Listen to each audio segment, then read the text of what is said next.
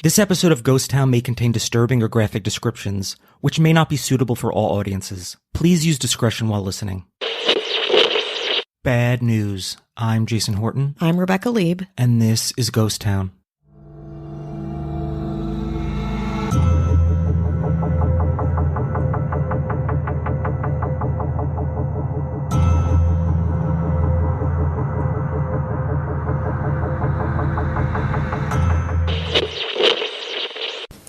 Jill Dando, known and loved by millions, has been brutally murdered.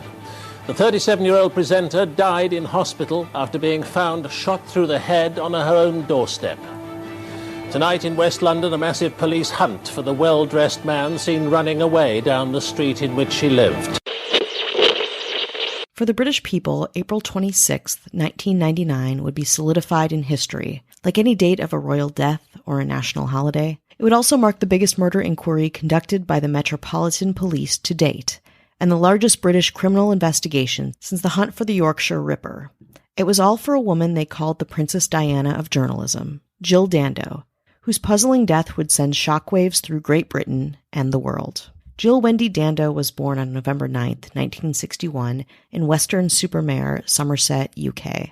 She was the daughter of Jack Dando and Winifred May Jean Hockey, and had a brother named Nigel, who was 9 years old at the time of her birth. When she was 3, the Dando family discovered that Jill had a hole in her heart and a blocked pulmonary artery. She had pioneering surgery on January 12, 1965, at the age of 8, and became one of the first survivors of her rare congenital heart condition. She went on to be a very popular adolescent, an A student, and was voted head of her class in junior school and went on to study journalism like her older brother at Cardiff Metropolitan University. After university, Dando got a job as a trainee reporter for the Weston Mercury, a local weekly paper where both her father and her brother worked.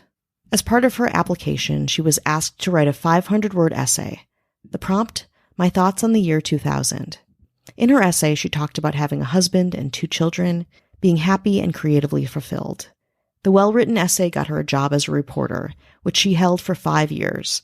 But Dando wasn't just a print journalist at heart. No, she was a performer and was a member of the Weston-super-Mare Amateur Dramatic Society and Exeter Little Theatre Company, and would regularly act in community theatre productions, including being cast as a stripper in the farce Pardon Me, Prime Minister. After 5 years as a print journalist, in 1985, Dando got to merge her performance, voice, and reporting skills when she was hired as a newsreader for the BBC Radio Devon.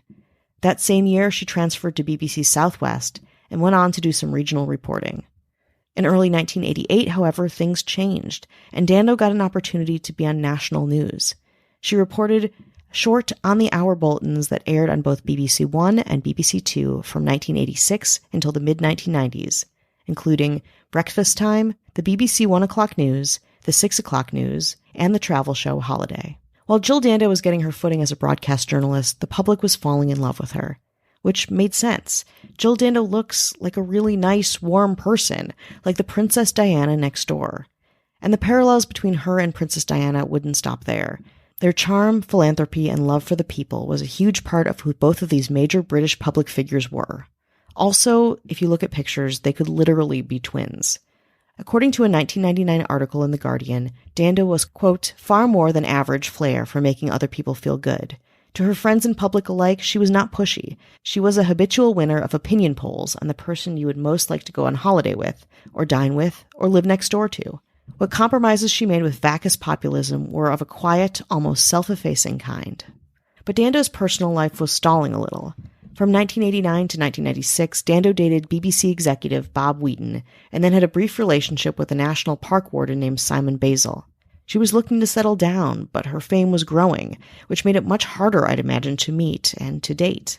Meanwhile, when Sue Cook, the co-host of the very popular TV program Crime Watch UK, decided to leave the series, the show's producers reached out to Jill Dando. Crime Watch was a huge success in the UK, a British BBC program that reconstructs major unsolved crimes in hopes somebody watching will assist in communicating information to help solve the case. Think a British Unsolved Mysteries, or America's Most Wanted. In 1995, Dando was officially on board, and she and her co-host, Nick Ross, tackled the dark subjects of Crime Watch with empathy and care. And of course, people really embraced her. They loved her. In 1997, she was voted the BBC Personality of the Year. A spokesperson would later describe the 37-year-old Jill Dando as, quote, one of Britain's most famous and beloved presenters. That same year, Dando met gynecologist Alan Farthing, who, interestingly enough, would later be Queen Elizabeth II's personal physician and physician to her family. Farthing, who was separated from his wife at the time, agreed to go on a blind date with Dando, and the two really hit it off. Their relationship progressed quickly, and on January 31st, 1999, just a couple months after Farthing's divorce was finalized, Dando and Farthing went public with their romance, with the first interview being secured by OK Magazine. In the interview, the happy couple said they were engaged and had a wedding date set for September 25th of that same year. And Dando's career wins, by the way, kept coming. On April 24th, 1999, she caused quite a stir when she appeared on the cover of that week's Radio Times magazine in a very risque leather outfit. She was also booked to host the British Academy Television Awards of 1999. On April 25th, 1999, Dando hosted another program, Antiques Inspectors, which would go on to air for the rest of the year. After the taping on April 25th, she went to sleep at her fiancé's that night. Dando arrived at her own home at 29 Gowan Avenue, London, a $1.8 million house on a quiet street, on the morning of April 26th by private car. She had stopped at a shopping mall in the car about 15 minutes before, and then continued on to her home. It's important to note that Dando didn't often go back to her house. She was in the process of selling it and didn't keep much there. But after leaving the car at 11:32 a.m., Dando traveled the short distance to her front door, and as she pulled out her keys to unlock the front door, she was grabbed from behind and forced down. The assailant fired a single shot into her left temple, which exited the right side of her head, and then the assailant ran off. 14 minutes later, Dando's bloodied body was discovered by her neighbor, Helen Dobley. Dobley said in a later interview, quote, that image of her body is burned into my brain. Her legs were stretched out and awkwardly placed.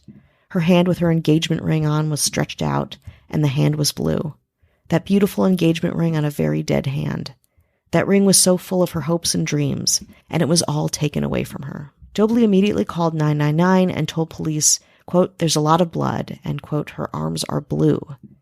Then she waited next to the body for the ambulance to arrive, noticing the waves of missed calls on Dando's phone, anticipating the media frenzy that was to come. Quote, her phone kept ringing on and off. I wanted to go back and pick it up and see if it was Alan. I wanted him to know before the news broke, but I didn't.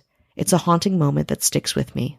Forensics units indicated that Dando had been shot by a 9mm bullet, with the gun pressed against her head at the moment of the shot. There's a photograph online of the scene. Again, proceed with caution. And as you'd imagine, it's an extremely dark thing to experience to see that moment.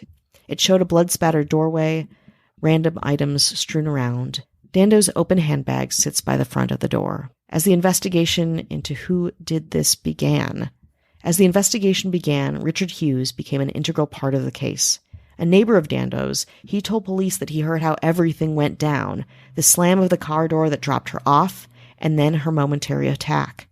Quote, I heard her scream. It was a distinctive scream. She sounded quite surprised. I opened the shutters and saw a man. He was well dressed, he was wearing a barber-style jacket, and at first I thought it must have been a friend of Jill's, as he looked very respectable. I went to the door and saw her lying on the doorstep. She was unconscious and covered in blood. I was obviously shocked. I took a look at her, and she wasn't breathing. Hughes described to authorities what is the only description of Dando's assailant, a 6-foot-tall white man around approximately 40 years old, walking away from Dando's house. Dando's murder, according to investigators, happened in about a 20-second span. Dando was slated to host the 6 o'clock news that following day, but instead, the news reported on her.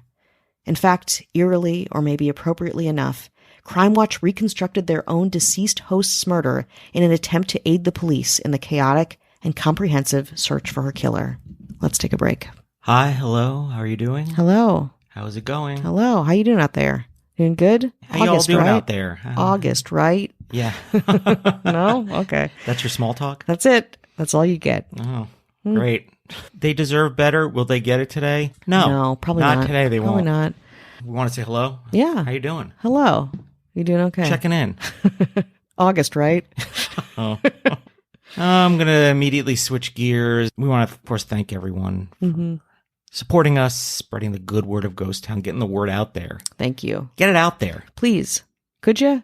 tell a friend, work it into your small talk. Yeah. How's the weather? Ghost Town podcast.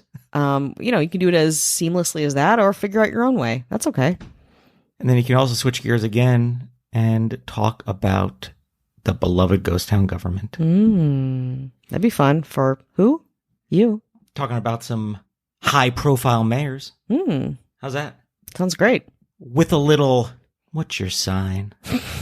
That's Ashley Matson. Hello. With a little, do you come here often?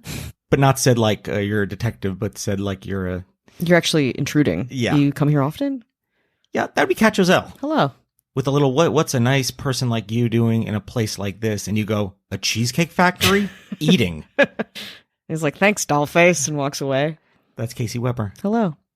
With a little, is heaven looking for an angel? Because you might be that angel that left heaven and came to this cheesecake factory. Wow. That's Kelly Meehan. Hello. And with a little, my name's Charlie Gilbert. What's up? Just fucking straight shooter. That's sexy as hell. That's Charlie Gilbert. Hello. And the puppet master, the matchmaker, the wheeler, the dealer. Oh, yeah. Pairing them up, knocking them down. That's right. Puppet master. Just pulling the strings, letting go of the strings. Yeah. And being like, now you're all in my cheesecake factory. That would be our governor.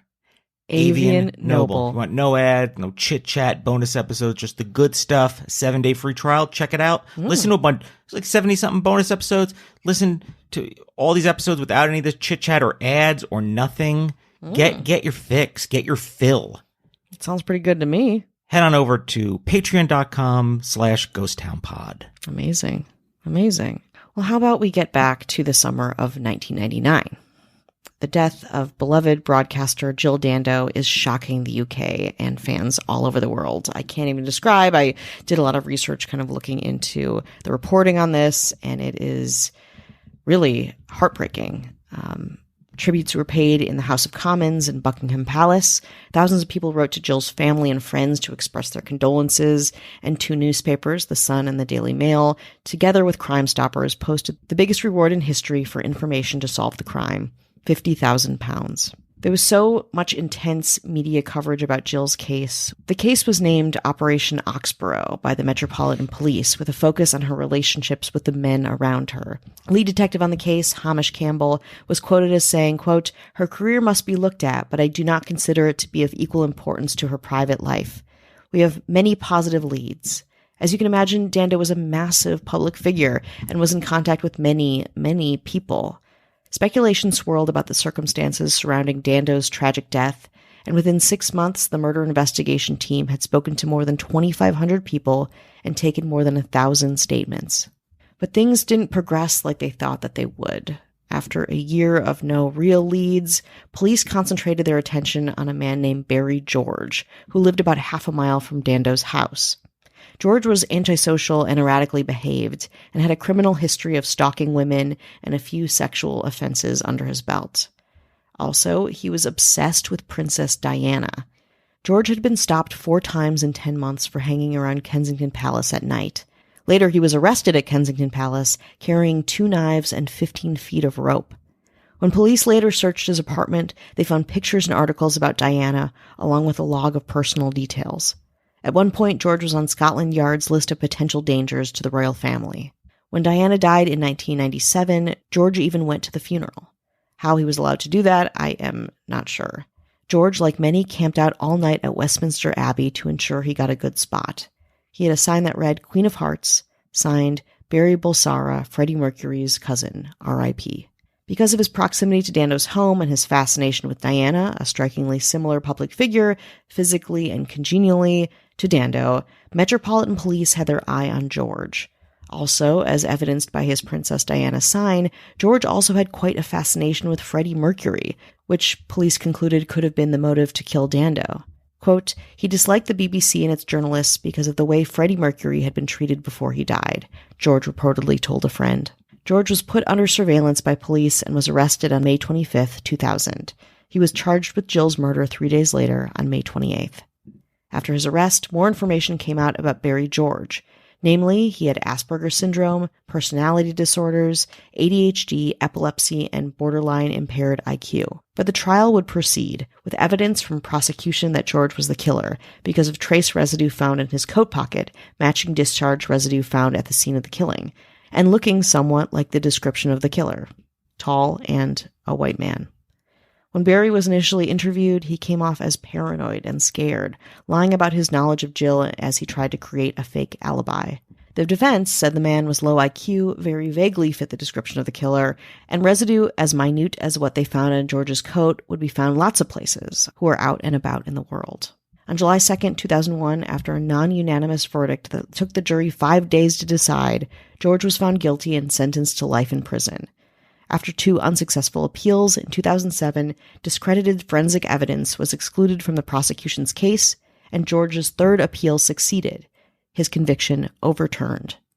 In an 8-week trial in 2008, George was acquitted on the basis that he was not calculated enough to have committed the crime, and that armed police may have transferred the gunshot residue from their clothing to George's jacket on the site of his arrest. And so, in 2008, the Dando case was formally opened up again, and theories were rich and puzzling as ever. Leads and theories include a jealous ex-boyfriend or a private lover killing Dando, though friends, acquaintances, and phone records were deeply pursued, and that was ruled out. It still might be a possibility. It's still something that people are talking about. A revenge plot. Someone who had been convicted from Crime Watch maybe hired someone to kill her in retaliation. In 2015, former Surrey police detective and TV investigative journalist Mark Williams Thomas suggested Dando had been murdered on the orders of a London underworld Mr. Big to, quote, send out a direct, bloody message to others. Do not take on organized crime. Jill, Mr. Williams Thomas added, may have signed her own death warrant through her work on Crime Watch. Then there's the theory of political retaliation. On April 6, 1999, 20 days before she was killed, she had fronted a BBC Kosovo crisis appeal that raised more than £1 million in 24 hours for those fleeing the latest rounds of ethnic cleansing in the Balkans. She had made many public appeals for aid during the Yugoslavian wars. There are theories surrounding a Bosnian, Serbian, or Yugoslavian group putting a hit out on her in retaliation for her outspokenness. And, just a few days before Dando's murder, Slavko Kurovica, an opposition journalist, was assassinated outside of his home in Belgrade in a method almost identical to Dando's. In 2012, Branka Prpa, the widow of Kurovica, would come forward and say, quote, I think there is a link between Dando and Kurovica. I think they were both executed. Then there's the theory of an obsessed fan. Something Dando rejected a fan's advances, and things got violent. Dando's brother, Nigel, told detectives that she had become concerned by some guy pestering her in the few days before her death. In fact, police had identified 140 people who were found to have a, quote, unhealthy interest in Jill during initial investigations. Then there's the idea of a case of mistaken identity, though probably unlikely, seeing as the killing took place on her own doorstep. Then maybe a dangerous person or people in a UK pedophile ring. In the mid-90s, Dando investigated a British pedophile ring and had handed a dossier containing her findings to BBC management. Maybe someone in a position of power, didn't like the information that she had and that she had given to her higher-ups. Then there's the theory of a professional rival or business partner. In fact, Dando's agent, John Roseman, stated that he had been interviewed as a suspect by the police. Cold case reviews after 2008 concluded that whoever killed Jill Dando would have to be extremely well-informed about her life and very good at what they did, given the seconds it took to kill the newscaster outside a home she rarely frequented. CCTV of the shopping trip that she stopped at on the way back to her home also did not show any evidence of her being followed. Based on the details of the gun, a 2012 cold case review named Serbian warlord Arkan as a suspect, although by this time he had died. Heartbreakingly, Dando's fiancé, Alan Farthing, described how a week after Dando's murder, he found a reporter's notebook containing a draft of the speech she had intended to give on their wedding day. In addition, quote, Jill was admired by many of those who had never met her.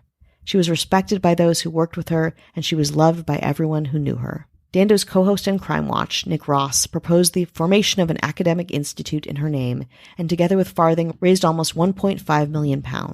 The Jill Dando Institute of Crime Science was founded at University College London on April 26, 2001, on the second anniversary of her murder. But a huge question still remains. Will Dando's murder ever be solved? When asked by the BBC, lead detective Hamish Campbell responded, quote, "Do I think somebody will come back to court? Probably not. No." He went on to say, "Sometimes I felt we were a day away from solving it, and other times I thought, no, we're a long way away." With over 2,000 potential suspects and at least 5 strong potential theories around her death and, time, I'm also not sure we'll ever get a definitive answer on who killed Jill Dando.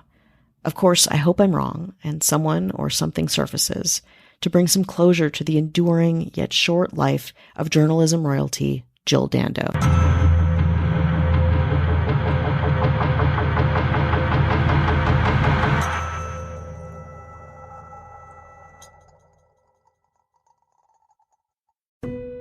Everyone knows that putting money aside in savings is really important. But then what? Should you keep your savings locked in a CD for a higher rate or keep them liquid in a money market? Can your checking account help you save too? Or is it about creating the right combination? We believe real banking is a conversation. Let's talk about the savings options that are right for you. Learn more at sandyspringbank.com. Member FDIC.